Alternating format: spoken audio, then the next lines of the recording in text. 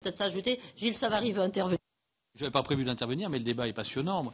Bon, ce que je pense, je vais vous décevoir, c'est que par rapport, je pense que l'essentiel est dans nos têtes et dans nos comportements nationaux vis-à-vis de l'Europe. Et donc le mode de scrutin est au total assez neutre, hélas, et hélas, on entretient nos concitoyens dans un état de sous-information européenne tel qu'à chaque fois qu'on va en élection, c'est comme un cheval qu'on mettrait à l'arrêt devant l'obstacle, quoi. Et on a beaucoup de mal à le franchir. Pourquoi est-ce que Cohn-Bendit a de beaux succès? Parce que Cohn-Bendit donne l'Europe à rêver, il l'a chevillée au corps, quoi. Voilà.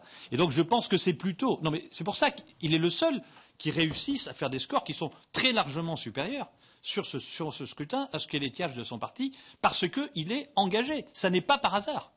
Ça n'est pas par hasard. Et donc, ce que je pense, moi, c'est que c'est la qualité des hommes, quel que soit le mode de scrutin, et de leur engagement européen. Jusqu'à présent, c'est quoi? C'est soit l'exil, soit la reconnaissance, soit la punition. Les listes européennes dans chaque parti, c'est à peu près ça. Hein, soit l'attente de jours meilleurs.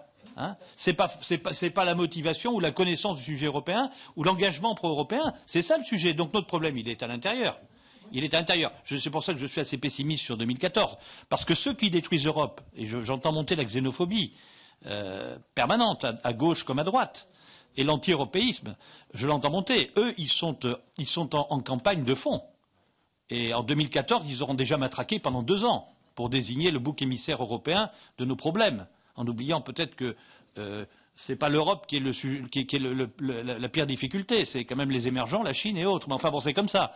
Donc, vous voyez ce que je veux dire. Pendant ce temps, qu'est-ce qui se passe ici?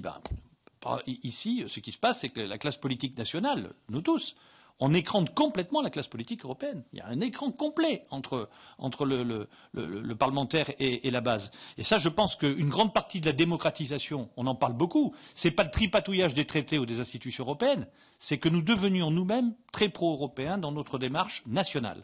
Et que ça fasse partie de la culture politique nationale. À partir du moment où on n'est pas dans cet état d'esprit, vous pouvez toujours y aller. Le mode de scrutin, c'est un détail de l'histoire. Merci Gilles, parce que c'est ce que j'ai dit en démarrant, donc je suis contente que c'est ce que tu dises en conclusion.